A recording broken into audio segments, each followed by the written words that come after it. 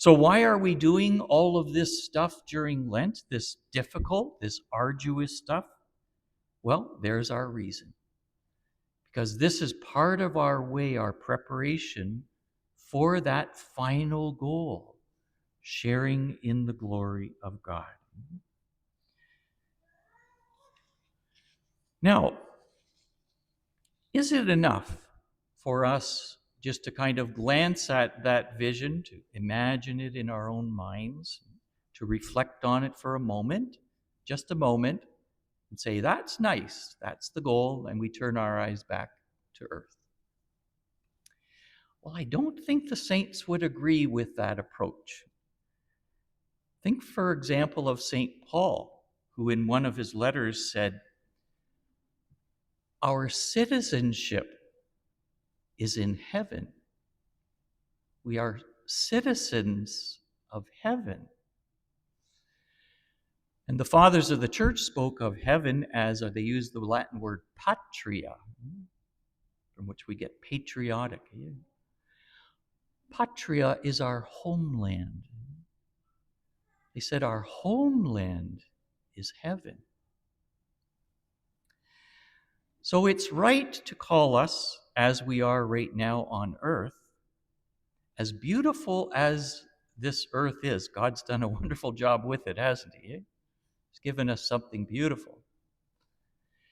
But at the same time, it's still true and rightful to call us resident aliens. We're resident aliens. We reside here on earth.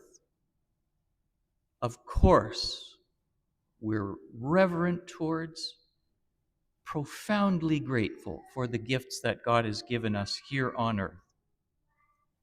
And yes, we work tirelessly here on earth to make of this earth the best place that it can be, the best environment it could provide for people to say yes, as many people as possible to say yes to God. That's our job here on earth.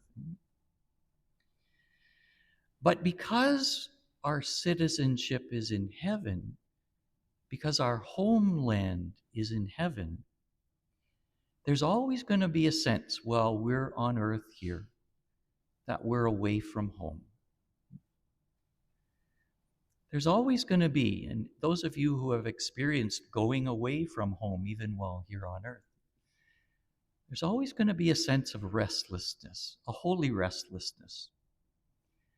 Always a sense of, this is great, but there's something more that I know I've been made for.